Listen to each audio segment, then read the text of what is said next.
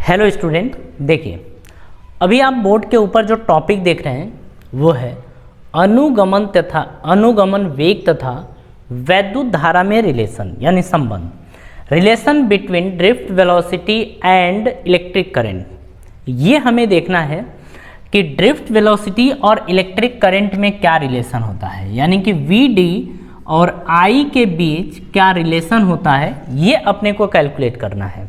ठीक है, ध्यान से बात को समझिएगा। पूरा का पूरा ये जो टॉपिक है ये सिंपल टॉपिक है, समझ में आ जाएगा।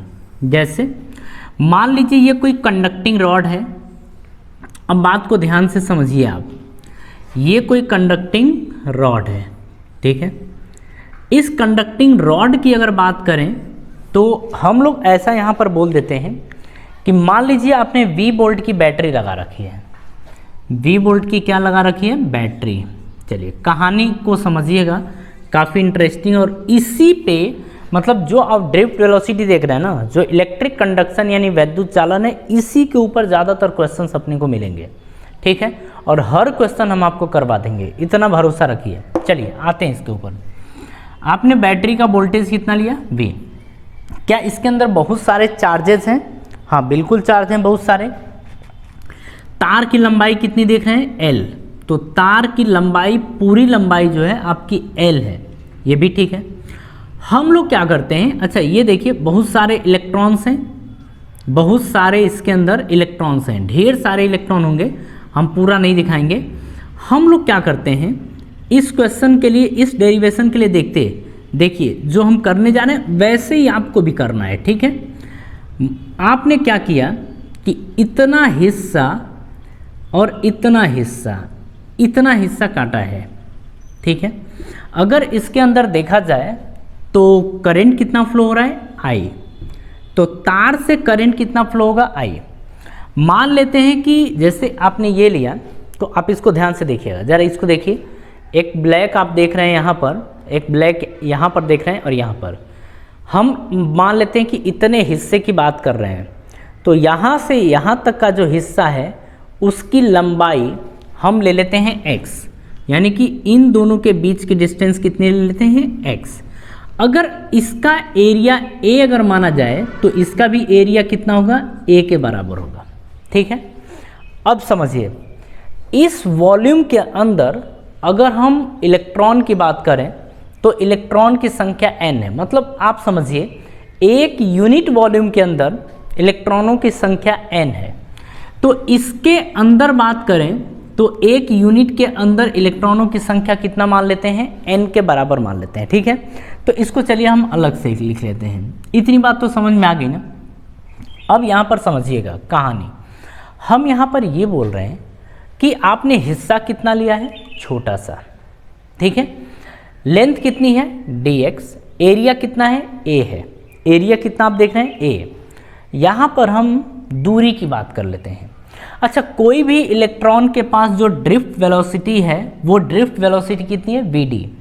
तो यहाँ पर हम कहेंगे कि इलेक्ट्रॉन है, इलेक्ट्रॉन की ड्रिफ्ट वेलोसिटी कितनी है? vd के बराबर।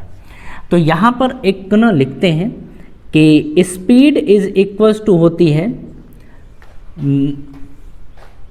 यहाँ पर हम बोलते हैं डिस्टेंस, नहीं डिस्टेंस लेते हैं। डिस्टेंस जो होती है वो डिस्टेंस क्या होती है? Speed into time, speed into time. और स्पीड किसके बराबर यहाँ पर है? ड्रिफ्ट वेलोसिटी के बराबर है। यहाँ से यहाँ की डिस्टेंस कितनी है? x। स्पीड कितनी है? किस स्पीड से जा रहा है? vd से। हम ऐसा मान लेते हैं कि यहाँ से यहाँ तक पहुँचने में या यहाँ से यहाँ तक इलेक्ट्रॉन को पहुँचने में टाइम लगता है dt। कितना टाइम लगता है? dt। ठीक है, तो हम कहेंगे कि समय कितना लगा है? dt के बराबर। किसके बराबर? dt के बराबर, इतना समय लगा है। अब हम ये देखना चाहते हैं कि आवेश कितना है, चार्ज कितना है, मतलब पर यूनिट वॉल्यूम के अंदर अगर हम देखें या फिर इस डिस्टेंस में हम देखें कि चार्ज कितना है। तो देखिए आपने समय लिया है थोड़ा सा ना, समय कितना लिया है? थोड़ा सा। तो आप बोल सकते हैं कि दूरी जो आपको मिलने वाली है ये भी थोड़ी सी ही मिलने वाली है। स्पीड कितनी है ये, तो इसको आप ऐसे भी ले सकते हैं कि ये dx है।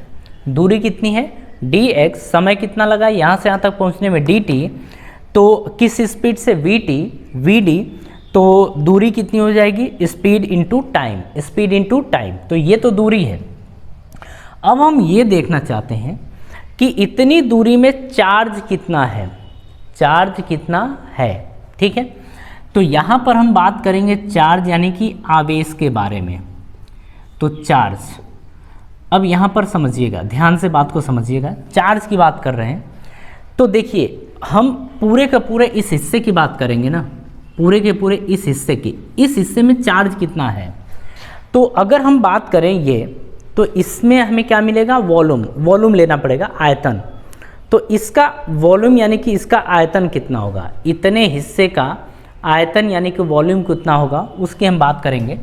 तो देखिए हम कहते हैं कि वॉल्यूम यानी कि इसके आयतन की, और यहाँ पर एक चीज़ और देखना है, हम यहाँ पर बोलेंगे कि पर यूनिट वॉल्यूम के अंदर इलेक्ट्रॉनों की संख्या n मान लीजिए, यानी कि हम बात करेंगे number of electron per unit volume, per unit volume माने एकांक आयतन में इलेक्ट्रॉनों की संख्या, ये इम्पोर्टेंट है।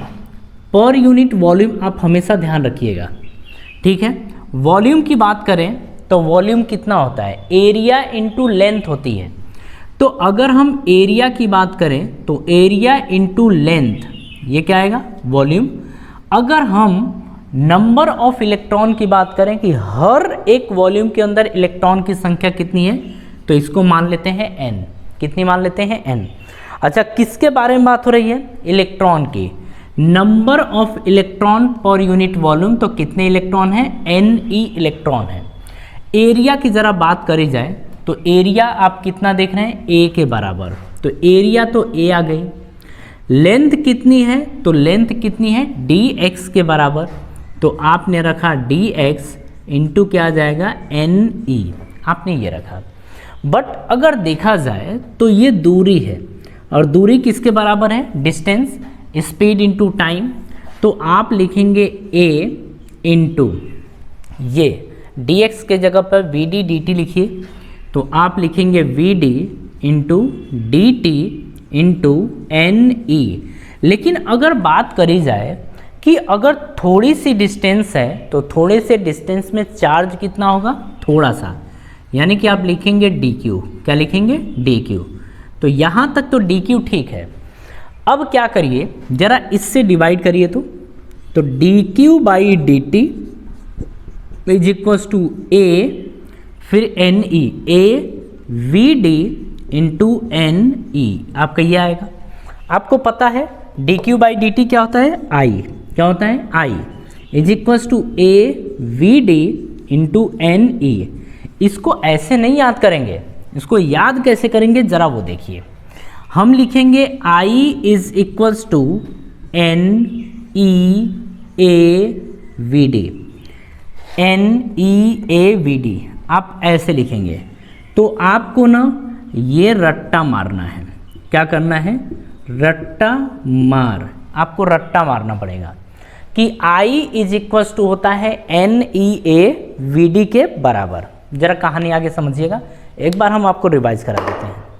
आपको क्या करना था, एक कंडक्टिंग रॉड लेनी थी, चालक तार। इस चालक तार में आपको चेक करना है कि अगर धारा I प्रवाहित हो रही है, इलेक्ट्रॉनों के पास जो वेलोसिटी है यानी कि ड्रिफ्ट वेलोसिटी वो vd है, तो I और vd के बीच में क्या रिलेशन होगा ये अपने को देखना है। हम लोग क्या कर रहे हैं, छोटा सा टुकड़ा ले रहे हैं इसको सॉल्व करने के लिए। छोटे से टुकड़े की डिस्टेंस कितनी है, dx। एक इलेक्ट्रॉन जब यहाँ से यहाँ तक पहुँचता है तो टाइम लगता है dt, कितना समय लगता है, dt, ठीक है। आपने इसका एरिया कितना लिया है, a के बराबर, एरिया कितना लिया है, a के बराबर।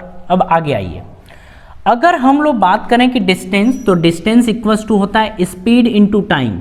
इलेक्ट्रॉन यहाँ से यहाँ तक किस स्पीड में पहुँच रहा है, vd स्पीड में, तो स्पीड इनटू टाइम, स्पीड कितनी है vd, टाइम कितना है dt। स्पीड का मतलब क्या होता है, चाल, तो चाल या इसको वेग बोल सकते हैं, वेलोसिटी बोल सकते हैं, समय। और ये आपकी है दूरी, डिस्टेंस का मतलब दूरी, ये आपको दिया है। तो dx is equal to V D into D T, ये क्या आ गया आपकी डिस्टेंस यानी कि दूरी आ गई। अब आगे की कहानी समझिएगा। हम ये जानना चाहते हैं कि इतनी दूरी में आपके पास चार्ज कितने हैं। तो दूरी, इतने दूरी का मतलब कि इस पूरे के पूरे हिस्से में, जैसे आप ना इसी की बात कर लीजिए, इसी मार्कर की बात कर लीजिए, हम आपसे पूछ रहे हैं कि इस मार्कर के अंदर कितने इलेक्ट्रॉन्स हैं, कितने इलेक्ट्रॉन्स हैं, मतलब इलेक्ट्रॉन का कितने चार्ज है, इस मार्कर के ऊपर कितना चार्ज है। तो हम लोग इसके लिए क्या करते हैं, छोटा सा टुकड़ा हमने लिया तो डिस्टेंस निकाला, तो ये। अब हम जानना चाहते हैं कि इस डिस्टेंस में, dx डिस्टेंस में कितने चार्ज होंगे। तो बात हो रही है कि चार्ज बराबर volume into number of electron per unit volume. एक वॉल्यूम यानी कि एक आयतन में इलेक्ट्रॉन कितने हैं।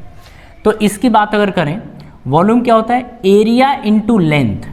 तो एरिया तो a है, इसका एरिया देखा जाए तो a है, लेकिन लेंथ कितनी है, dx के बराबर।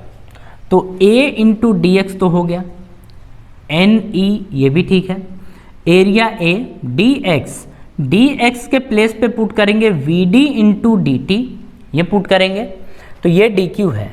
डी टी को ना उठा के लाइए इधर। देखिए कोई भी चीज़ आपको तुरंत नहीं आती है, जब कई बार रिवाइज करते हैं 2 3 4 5 10 बार, तब जाके वो चीज़ पता चलती है कि अच्छा यही क्यों करना था। ठीक है, एक बार में आप चीज़ नहीं सीख सकते, इतना ध्यान रखिएगा। हम लोग डी टी यहाँ भेजेंगे तो A V D N E, मतलब कहने का सीख सकते हैं, लेकिन वो याद हमेशा नहीं रहेगा। ठीक है, याद करने के लिए डी क्यू बटे में डी टी क्या होता है, I equals to A V D N E है, लेकिन हम इसको प्रॉपर वे में लिखें तो I equals to N E A V D लिखेंगे। और यहाँ पर अब समझिएगा डेटा क्या क्या गिवन है। यहाँ पर आप देखेंगे कि जो वी डी है, अगर आई की बात करें तो सबसे पहले ये क्या है, करंट, और करंट को क्या बोलते हैं, धारा। तो ये क्या दे रखी है, धारा। अगर एन की बात करें तो ये है इलेक्ट्रॉनों की संख्या हर एक वॉल्यूम में। तो हम यहाँ पर बोलेंगे कि number of electron per unit volume, मतलब हर एक आयतन के अंदर या 1 मीटर के क्यूब में इलेक्ट्रॉनों की संख्या है।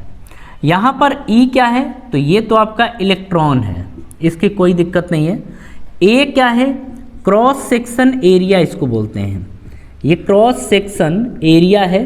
क्रॉस सेक्शन का मतलब होता है कि इसको बोलते हैं अनुप्रस्थ काट का क्षेत्रफल। VD आपके सामने क्या है, तो इसको बोलेंगे ड्रिफ्ट वेलोसिटी यानी कि अनुगमन वेग। क्या बोलेंगे, ड्रिफ्ट वेलोसिटी यानी कि अनुगमन वेग, आप ये बोलेंगे। ये जो आपके सामने अभी फॉर्मूला आया है ना, इसे खोपड़ी के अंदर रख लीजिएगा खूब बढ़िया से। ठीक है, तो इसको हम इरेज कर रहे हैं, इसे आप ध्यान रखिएगा। अब हम एक चीज़ आपको समझाने जा रहे हैं, ज़रा वो चीज़ ध्यान दीजिएगा। ठीक है, वो चीज़ आपको ध्यान रखनी होगी। जैसे देखिए, हम लोग यहाँ पर बात करने जा रहे हैं कुछ इस तरीके से कि अब देखिए, मान लीजिए कि कोई कंडक्टर है, क्या है, कोई कंडक्टर यानी कि चालक है। तो कोई चालक तार है, तो इस चालक तार की कहानी को समझते हैं। ये क्या है आपके सामने, एक चालक तार है। इस चालक तार के अंदर जो करंट है ना, वो फिक्स होने वाला है। क्या होने वाला है, फिक्स। तो करंट की वैल्यू क्या है, I is equals to N E A V D. हम किसकी वैल्यू की बात कर रहे हैं, करंट की वैल्यू फिक्स होने वाली है। यहाँ पर आप देखेंगे कि किसी तार में फ्लो होने वाला जो करंट होता है ना, ये आपका कांस्टेंट होता है। क्या होता है, कांस्टेंट। यहाँ पर किसी तार के अंदर नंबर ऑफ इलेक्ट्रॉन की बात करें तो ये भी क्या होने वाला है, कांस्टेंट। इलेक्ट्रॉन क्या है, इलेक्ट्रॉन तो आपका कांस्टेंट होता ही है, ये सब क्या है, फिक्स है, नियत है। तो आप देखेंगे कि ए और वी डी दोनों के दोनों फिर कांस्टेंट होंगे। मतलब यहाँ पर बोला कि आपने ये और ये कांस्टेंट है, ये दोनों कांस्टेंट है, तो I directly proportional to A V D होगा। ए वी डी के बराबर आप ऐसा बोलिए कि जो करंट की वैल्यू है ये फिक्स है, यानी कि ये भी आपका फिक्स होने वाला है। अब ध्यान से समझिए, मान लीजिए आपके सामने कोई इस तरीके का स्ट्रक्चर है, ये है, इस वाले हिस्से का अगर एरिया मान लेते हैं A2 है, यहाँ से जो ड्रिफ्ट वेलोसिटी है, इलेक्ट्रॉन जो निकलेंगे यहाँ से, वो VD है, ठीक है। तो VD2 ले लीजिए। यहाँ से जो अंदर एंटर कर रहा है इलेक्ट्रॉन, उसकी स्पीड है VD1, जो इसका एरिया है वो है A। हमसे क्वेश्चन क्या पूछता है कि आप बताइए कि किस जगह पर जो आपका ड्रिफ्ट वेलोसिटी होगा वो ज़्यादा होगा, यानी कि इनमें से किस जगह पर इलेक्ट्रॉन तेज़ी से मूव करेंगे और किस जगह पर इलेक्ट्रॉन धीरे धीरे मूव करेंगे। कहने का मतलब है कि जब इलेक्ट्रॉन या प्रोटॉन कोई भी है, मान लीजिए एक इलेक्ट्रॉन है, इलेक्ट्रॉन इधर जा रहा है, तो बताइए यहाँ पर स्पीड ज़्यादा होगी कि यहाँ पर स्पीड ज़्यादा होगी उस इलेक्ट्रॉन की। तो यहाँ पर हम बोलने वाले हैं करंट की वैल्यू क्या होगी, सेम। तो इसके अंदर जो करंट फ्लो करेगा ना, वो करंट क्या होगा, ये कांस्टेंट होगा, यानी करंट कांस्टेंट यानी कि नियत रहने वाला है। लेकिन अगर इन दोनों में बात करी जाए तो हम यहाँ पर बोलेंगे कि जैसे ये कांस्टेंट है ना, तो एरिया और VD ये भी क्या होने वाले हैं, कांस्टेंट। ये क्या होने वाले हैं, कांस्टेंट। और कांस्टेंट का मतलब होता है कि पहले वाला और बाद वाला दोनों आपस में बराबर होता है। कहने का मतलब ये है कि दोनों का प्रोडक्ट बराबर होता है, एरिया और वेलोसिटी पार्टिकल के, ये का प्रोडक्ट और इनका प्रोडक्ट आपके पास बराबर होगा। अब एक चीज़ समझिए, यहाँ पर आप देख रहे हैं इसमें कि यहाँ का एरिया ज़्यादा है, यानी कि A1 की वैल्यू ज़्यादा है और A2 की वैल्यू क्या है, कम है। यहाँ पर एरिया कम है, यहाँ पर एरिया ज़्यादा है। तो अगर हम बात करें कि ये दोनों तो फिक्स है ना, ये और ये आपस में बराबर हैं, हम कह रहे हैं कि ये ज़्यादा है, इसका मतलब इन दोनों का प्रोडक्ट इसके प्रोडक्ट के बराबर है, तो ये ज़्यादा होगा तो ये कम होगा। थोड़ी ना कॉमन सेंस वाली बात होती है, थोड़ा दिमाग लगाइए, आ जाएगा। हम कह रहे हैं कि दोनों आपस में बराबर हैं, ये कम है, ये कम है, तो ये क्या होगा, ज़्यादा। ये ज़्यादा है तो ये क्या होगा, कम होगा। यानी कि अगर आपसे पूछा जाए यहाँ पर, हम क्या बोले हैं कि A1 की वैल्यू A2 की वैल्यू से ज़्यादा है, A1 की वैल्यू A2 की वैल्यू से ज़्यादा है, तो यहाँ पर अगर VD1 और VD2 में देखा जाए, हम आपसे ये पूछें कि यहाँ पर इलेक्ट्रॉन की स्पीड ज़्यादा होगी कि यहाँ पर इलेक्ट्रॉन की स्पीड ज़्यादा होगी, तो आप यहाँ पर ये बोलने वाले हैं कि इस जगह पर, यानी कि इस जगह पर इलेक्ट्रॉन की स्पीड ज़्यादा होगी, क्योंकि एरिया यहाँ पर कम है, यानी कि स्पीड यहाँ पर ज़्यादा होगी।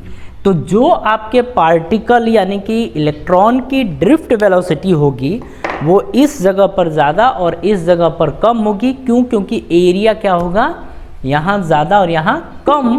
और क्योंकि यहाँ पर करंट की वैल्यू अगर पूछी जाए, देखिए एक चीज़ और पूछ देते हैं, बताइए यहाँ करंट ज़्यादा होगा कि यहाँ करंट ज़्यादा होगा। तो अगर मान लेते हैं कि यहाँ पर I1 है और यहाँ पर I2 है, हम आपसे पूछते करंट कहाँ पर ज़्यादा होगा, तो आप कहेंगे कि करंट की वैल्यू फिक्स रहेगी, यानी I2 और I1 दोनों क्या होंगे, बराबर। इस जगह पर और इस जगह पर करंट क्या होने वाला है, फिक्स। ठीक है, तो ये क्या था, relation between drift velocity and electric current, ये हमारा हो गया। टॉपिक बेहतर है इन दो टॉपिक्स के ऊपर, जो पिछला टॉपिक कवर हुआ है उसमें और ये जो टॉपिक अभी आपने कवर किया इसमें आप ज़्यादा से ज़्यादा न्यूमेरिकल सॉल्व कर सकते हैं, कोई दिक्कत आपको नहीं होगी। चलिए ठीक है, तो हम लोग क्या करते हैं, अपनी सभा यही समाप्त करते हैं। मिलते हैं आपसे नेक्स्ट वीडियो में, और आप सभी लोगों को धन्यवाद। और वीडियो मतलब अच्छी लगती है तो लाइक ज़रूर कर दिया करिए, ठीक है। और कमेंट ना किया करिए एकदम दबा के, सर बढ़िया है, ख़राब है, क्या है, अगर कुछ लिखेंगे ना तो थोड़ा अच्छा लगता है, ठीक है।